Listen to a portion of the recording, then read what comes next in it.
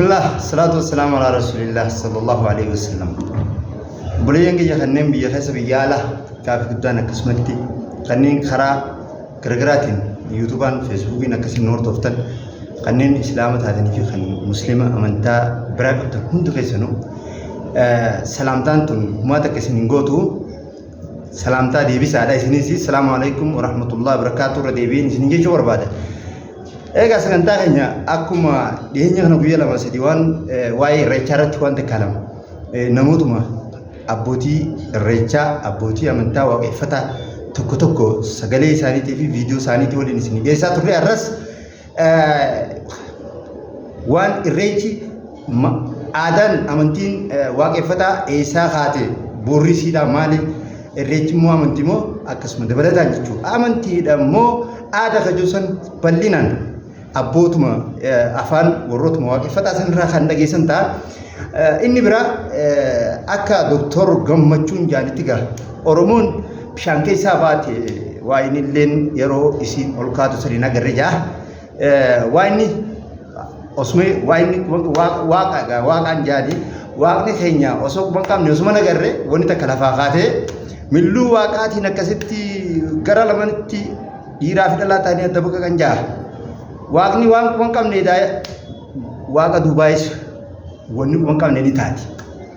Egaa waaqni kun ammas deebi'ee waaqni oromoo kan uumintee oromoon maal waaqeffatti maal waaqeffachuudhaadha maal galateeffachuu deemte akkitti innummaa waaqeffataa sun mee haa ta'u gaa fedhu haadha koo haadhisu haa waaqeffatu inni ani amantii kiyya waaqeffataadha jee mirga isaa dhaqee waaqeffachuu danda'a garuu namni muslima ta'e amantaa muslimaa qabaate dhaqee waaqeffachuun amantaa waaqeffannaa san dhaqanii bakka san dhaabbachuun haraam akka ta'e ulamaan yeroo garagaraa himaa jiru ammallee sagantaa itti aanu kana keessatti ulamaan maal jettiisan walumaan kan laalu ta'a inshaallah. Akkam jirtan ilmaan oromoo kanneen biyya keessa alaatti argamtan kanneen baara orotoo hordoftan hundi keessanuu kabajaa ulfinaan bakka jirtanitti nageenya isinitti haa ta'u isin jecha.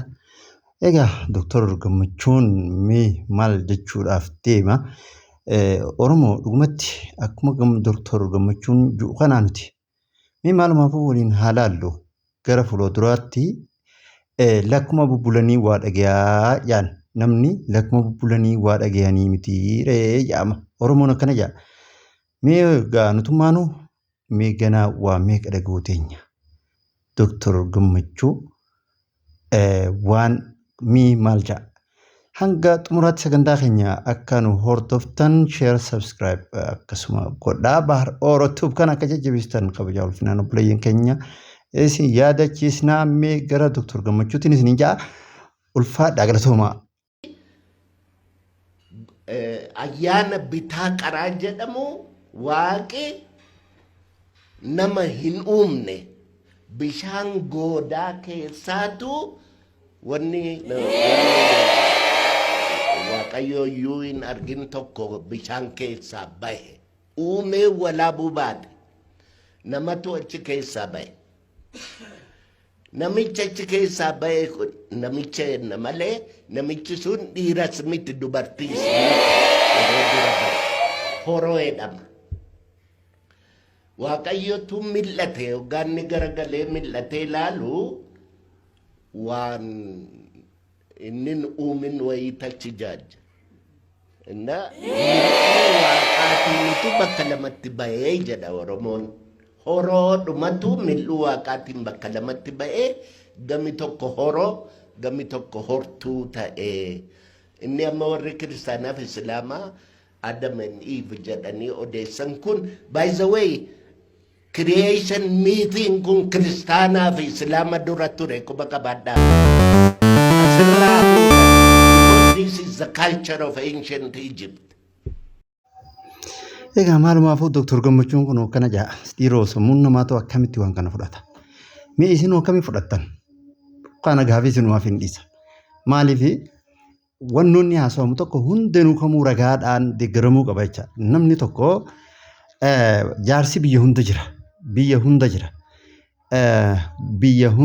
naannoo hunda jira gaafa addunyaan tun hundinuu erga ka akkanatti uumamtu ta'e saayinsiitti akkamtu fakkeenyaaf akkuma isaa kanaa kajuu jira saayintistii kamtu kasaa kana jee mee hundaafu ragaa waan ragaa hin qabne dhiiroo abjuu manaamaan arkanii gaafa ol ka'anii haasawan lafatti ol ka'anii dhaban namatti fakkaata fudhachuufuu nama dhibaa jechuudha. Suniif walumaa galatti mee karaa marii sagantaatti Muhammad Aljaziiraa waan hubate.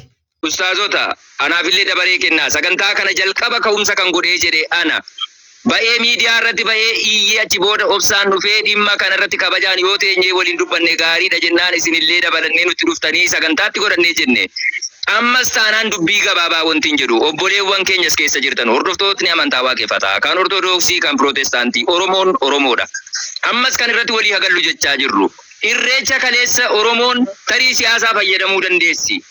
Tarii ammoo aadaadhaan fayyadamuu dandeessi. Tarii waloomaa jettee fayyadamuu dandeessi. Kun kaleessa akka Oromoon itti fayyadamtetti fayyadamamee bira darbameera. Har'arratti teenyee immoo iftoominaan waan kana waliin mari'anna waliin dubbanna yoo ta'ee jedhe har'arratti information qabnu kana waan ta'eedhaafi gabaabinatti irreecha jechuun amantaa wajjin akka gargar hin baane amantaa waaqeffataa wajjin akka tokko ta'e kallattiin obboleewwan keenya waan kanarraa muuxannoo qaban beekumsa qaban nutti maniiru erga ta'eeti islaama ta'i waaqeffataa ta'i pirootestaantii ta'i waaqeffataan almost amantaa isaati. Amantaa feete keessa jiraadhu akka Oromootti. Bakka san dhaquun akka amantaatti ana biratti dhorkaadha yookaan akka Oromummaatti nan dhaqoo kan jedhu mirga isaa akka ta'ee fi gabaabinaan marti keenyayyuu amantaa walii xiqqeessuu dhiifnee wal arrabsuu dhiifnee inni irreecha dhaqu akka amantaa isaa ta'aa dhaqu mirga isaati. Islaama ta'e kiristaana ta'e suni biizinaa isaati.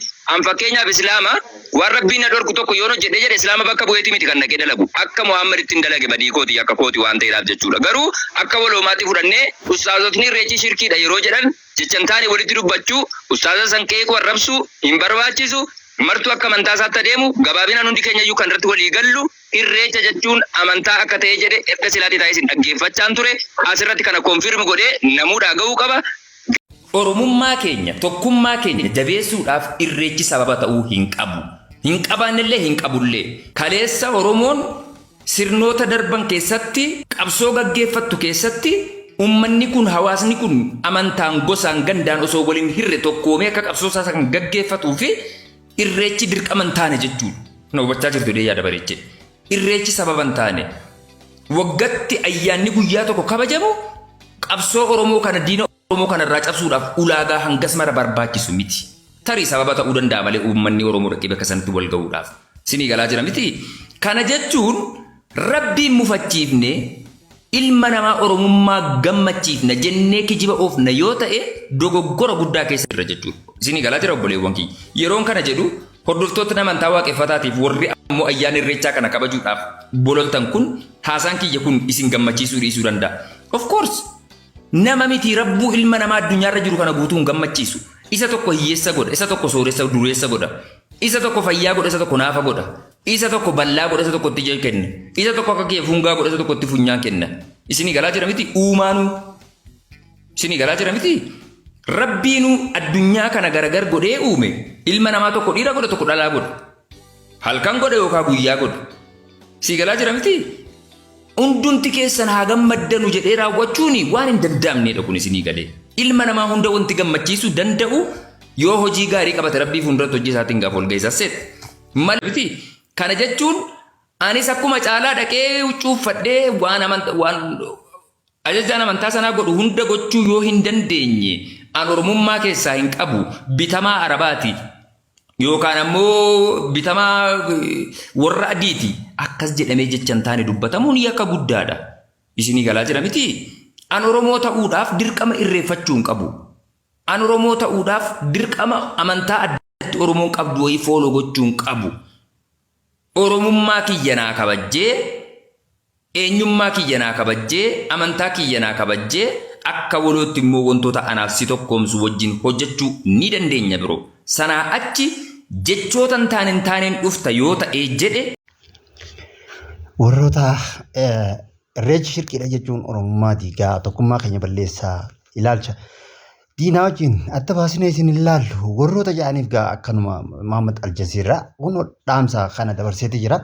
Dhuguma tokkummaan kanaan diigamu hin jiru. Mee sheekni keenya aalimni guddaan muftii biyya keenyaa Sheek Muusaa Suwaalaa maal jedhan No. Waa'ee irreechaa hoo shari'aan akkam jetti dhaquu irraa jedhanii maaliif waan kana nuun dubbifne jedhanii irra guddaa asirratti deddeebi'aa jirti. Irreechi sunni nimaaf. Ayyee. Bismillaahi rahmaani rahiim. Irreechi jennaan irreechi jechuun amantii waaqeffataati. Amantii kiristaanaatiillees ni ta'a. Irra guddaa amantii waaqeffataati. Nuufi waaqeffataan amantiin nu adda. Isaanumaan dhaqataa fedhan haa dhaqatanii. Islaamni immoo dhaquu hin qabu. Deeggaruullee hin qabu. Itti gammaduullee hin qabu. Aadaadhaa miti isiin amanti. Irreechi haaraami. Haaraan bira kutee jara saniif taamalee nuti nuun ta'u. Gabaabatti tanaa mataa hin baqaysinu waan akkanaaf irraa eegaa nama keessaniif illee himaa bakka sun dhaquu dhabuun ammaas Oromoollee xiqqeessuumi. Oromoodhaan illee wal faalleessuumi. Maaliif? Oromoon waaqeffataa qaba. Kiristaana qaba. Islaama qaba. Amantiin nu adda.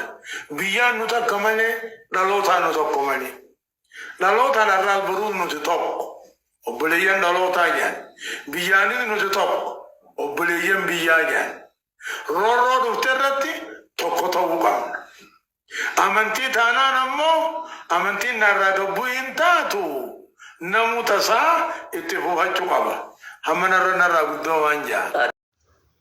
Isheen irreechi shirkii ta'uu tokkummaa keenyas akkan diine ta'uu kun haala kanaan attaan nu baaseeti jira. Garuu isaan akkamiin nu ilaalan? Akkamiin nu hubachaa jiran? Uummanummaan obboloyyummaan keenya kanneen dhiigaan nu tokkoo kun nuti dhuguma isaan diiguu barbaanna. Irreechi shirkiidhaan dhaqinaa, ayyaanni masqalaa shirkiin dhaqinaa, hujumni shirkiin dhaqinaa. Akkasuma warra aabboo fi akkasuma moolidallee dhayxanii foon isaaniillee hin nyaatinaa shirkiidha jechuun mii maal nama diiga? Ammallee meeqa? Namoonni iddoo sana dhaqan akka waliin galle yookaan dhugaa waaqaa dubbachuuf har'a Oromoo kanatu afaan tokko dubbatee wal hubataaf malee gochoonni hamma irraa waggaa 3 kana keessa deemanii Oromoon irreecha sanarratti yaada garaagaraa qabaate yookaan deebii isaa yookaan ammoo achitti deemuu irratti balaa akka wal kaasanidha wanti kun. Lammaffaa jechi shirkii jedhu kuni afaan barnoota paablikii barsiisan irratti jechuudha. Hate speech wantoota argitee waan jibba amantaa biraa ibsan jedhamee fudhatama. Hiikni isaa gaafa ilaalamu. Waaqni ani amanu waaqa akkaati jettuu sana miti. Argitee waan kana gaafa barsiisuu barbaade irreecha itti dhiiftee waan akkanaa gochuun shirkiidha jettee duudhaatti barsiista jechuudha. Kitaabni illee irreecha maqaa deemiti waa'ee shirkiidhaa kan dubbate. Waa'ee shirkii kan dubbate wantoota sana lafa kaa'eeti. Wantoota san keessatti lafa irreechi yookaan ammoo torbee irreechi dhiyaate kana keessatti gadi fuudhanii waan kana bara baraan ajandaa gochuu osoo hin taane waggaa guutuu hojii godhatanii irratti hojjetanii dhaloota argitee amantaa biraa utuu qabu lafa kana dhufan jedhanii jijjiiruun mirga warra amantaa sanaati. Sanarra kan darbee yeroo irreechi qofa eeganii ammoo waan akkanaa gad baasanii atagaaroo uumuun saba kana jidduutti diigamiinsa fiduu maaliif namni tokko gaafa kan sa'a No malee irra deebinee kan isin himaa jirru tokkummaa hundi diigamu jiru, oromummaan diigamu jiru, ni jabatte malee kana achitti wanni akkatti namni isin himu tokkollee hin jiru jechaa jira. Irra deebinee ammallee jarana sammuu banadhaa, mataa banadhaa. Ayyaana masqalaa dhaquun akka amantaa keenyaa dhorkaa, ayyaana irreechaa akka amantaa keenyaa dhaquun dhorkaadha jechuun tokkummaa yoo jabeesse malee wanni inni miidhu hin jiru. Ustaazib Saahimiif meenurra. Ajaa'iba Usaami. Irreechi shirkiidha jechuun waaqeffataa arrabsuu miti. Irreechi shirkiidha jennee nama muslimaa barsiisuun amantii waaqeffattummaa xureessuu miti. Irreechi shirkiidha jennee ganamaa fi ganama lallabuun amantii namaa xiqqeessinee arrabsinee kuffisuuf miti. Wanni nuti ganamaa fi galgala irreechi shirkiidha jennee lallabnuuf namni islaamaa wanni san akka shirkii hin taanetti wallaalaan waan Oromoo hunda hammattu je'ee bakka san dhaqa. Tanaaf akka wanni san waan Oromoo hundaa hin tahin, akka ayyaana aadaa hin tahin, akka ayyaana amantii tahe barsiisuuf ganamaa fi galgala waan dandeenyu itti himna. Obboleessa kiyya obboleettii tiyya shirkii yeroo ja'an yoo arraba sitti hin fakkaanne baradhu. Shirkii jechuun shari'aa islaamaa keessatti rabbii malee waan biraa gabbaruu, rabbii gaditti waan biraa yaammachuu, rabbii gaditti waan biraatiif sujuudu rabbii gaditti waan biraa na fayyada na dhabamsiisa takkaanuu jaanii sodaachuu fi kadhachuu shirkii ja'ama. Rabbi cinaa waa qabdee waa gabbaru shirkii.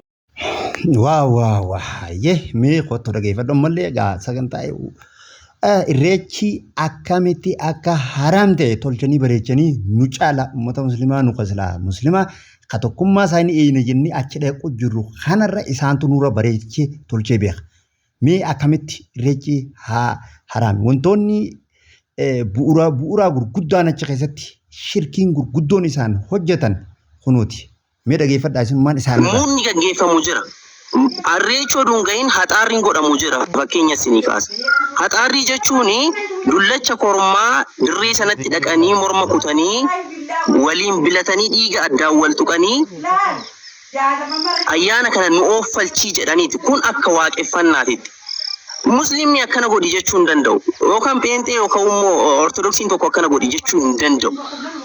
Dirreen hora harsadii tumaa gadaa qaba.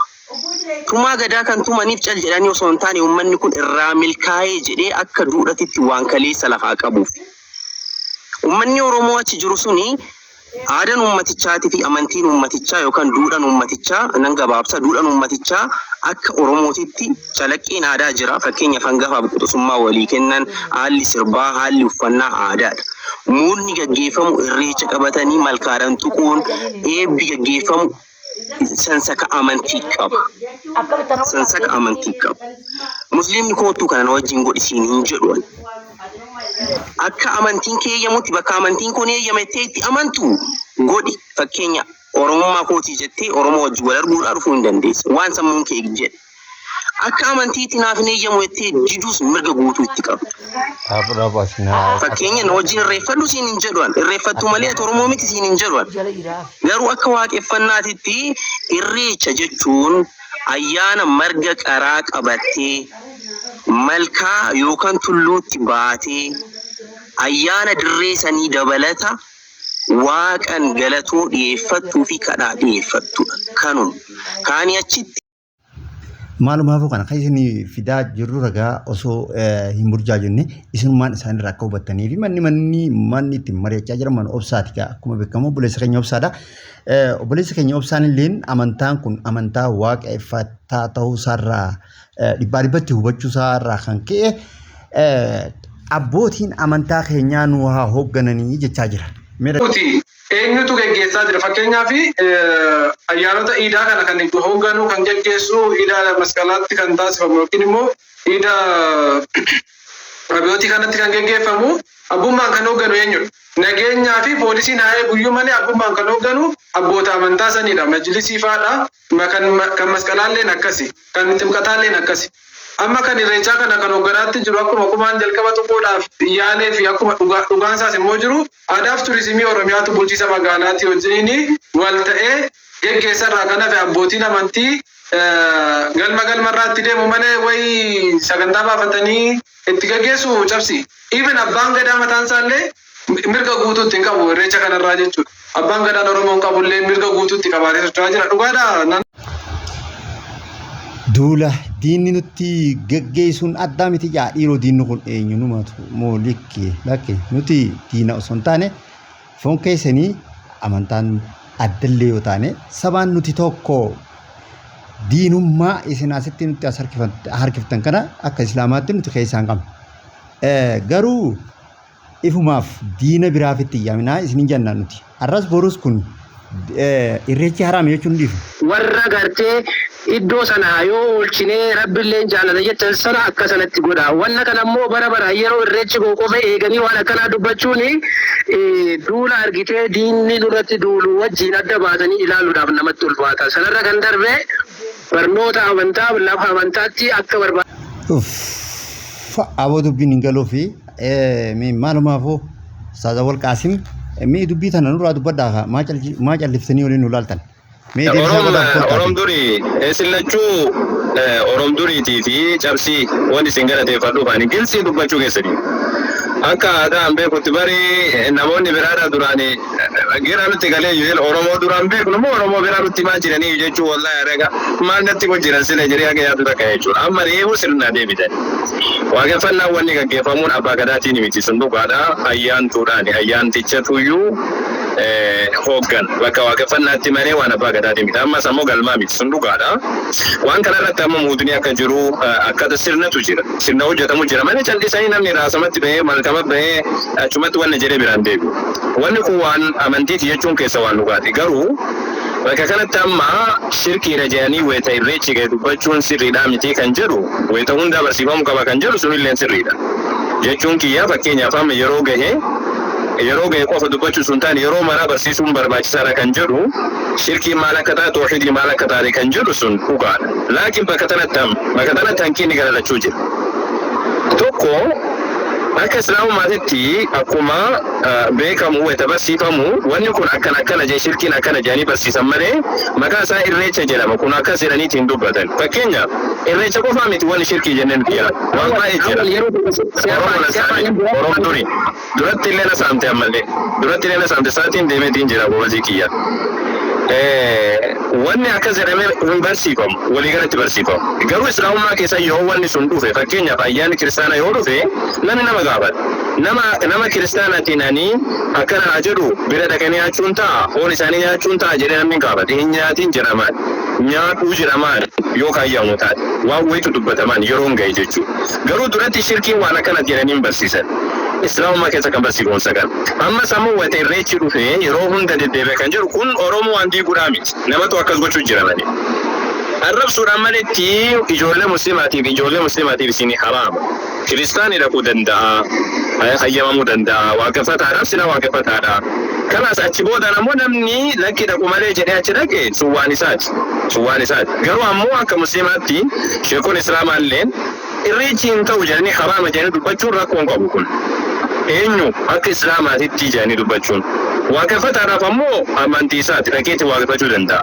Kanaaf ammoo hin ta'u waan ta'eef jecha sun akkasumatti walii kabajanii jiraachuu fakkeenyaaf amma islaamni muslimni akkaataatti waaqessaa jiru sirriidhaa miti jetteetiin amanuu dandeessi. Ana nan miidhu sun kiristaani fakkeenyaaf ati awwal sirriin jirtu jedhee amana ana nan miidhu sun inni maaf akka jedhellee ittiin qabamu sanillee namni itti qabamullee hin jiru. Sanas akka jedhame amantii isaati. Anillee akka jedhame amantii kiyya. Garuu ammoo waan tokko walii kabajuu qabnu bakka amantiitti sun ta'an tokkummaa keenya kan eeguu qabnu bakka wal gahaa tokko yoo taasifanne maal qaba. Fakkeenyaaf amma Finfinnee keessatti haa ta'u bakka biraatti haa ta'u bakka Oromoon itti wal gahu yoo jedhame suni gaafsan ni ilaalama. Saniin alatti ammoo bakka amantiitti wal geenne fakkeenya ciida biratti koottaa achitti wal geenne tokkummaa keenya eegna.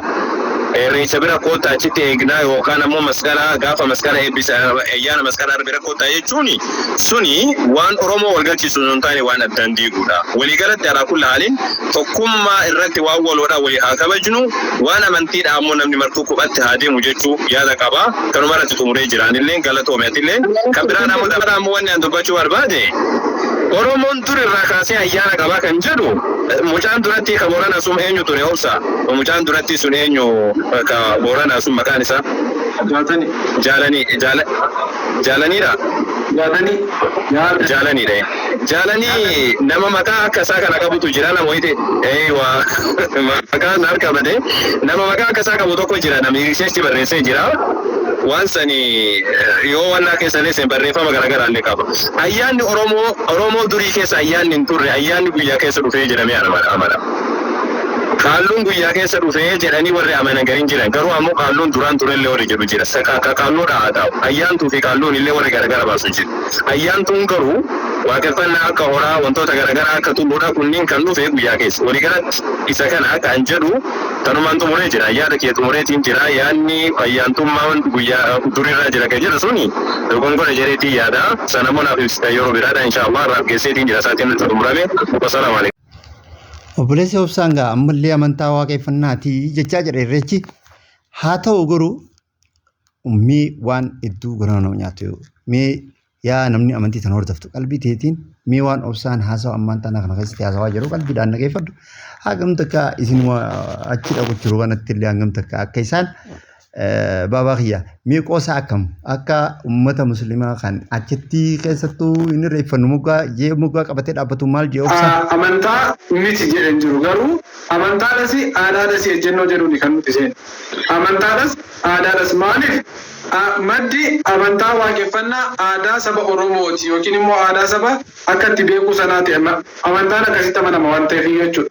Aadaatu amantaadhaaf bu'uura jennee amanna waan ta'eef jechuudha. Amma immoo sirnoota kana utuu hin raawwatin waliin deemaatti turre waliin kabajaatti turre fakkeenyaaf amma ijoollummaan ani akka baay'inaan itti dhiyaadhu barreen gaddaa ayyaana irreechaa bishooftuu waliin dhanneetu lakki waliin achi hin geenye ogguunutti irreeffannee deebinu isaan hin dhaabbatu turan. Maal taatanii jennaan amantaa tun ishee bu'ennaan kolfeetu egaa amantaan keessa waanuma keessan isin nagachiisa jechuudha jedheetiin hin biraaniin. Hangam takka garaa nama nyaata jechuun wallaahi. Mee hangam takka garaa si nyaata. Yaa nama islaama taatee bakka san dheeyitee dhaabbattu. Mee maal jechuun kanarraa maal hubatte ati? Yoom sammuun teetun mataan kee fuun yoom si banama? Yoom mee ati dhuguma amantii keetiif hadoottee dhuguma sabummaatu amantiirra si jabaa ta'eeti. Mee jecha obsaa kun maal si dhageemsiise? Ana kana isin moorreechi dhaqee dhaabbatuuf isin moorree abbaa biddeenaa bira dhaabbatuu fi saanuma sani an isinumaafiin gaafii tana dhiyeessa isinumaan deeffadha. Waan inni isin hin jiru qabu gaa. Abbaa ifarrabsee abbaa ifdhee ifin dandamuu jedhanii mee hundaafuu ani waan hin jiru qabu hordofaa ammallee Doktor obboleessa keenya Ustaaz Awwalis as keessatti ganaa yaada biraa kan nu ta'anii mee waliin haa hordofnu.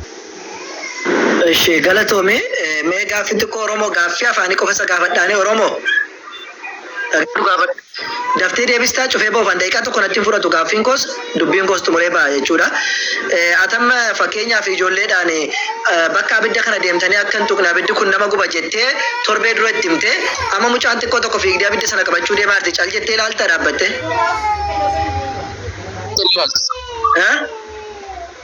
Cal jettee ilaaltu. Bakka cufadhu maayikii xumureera.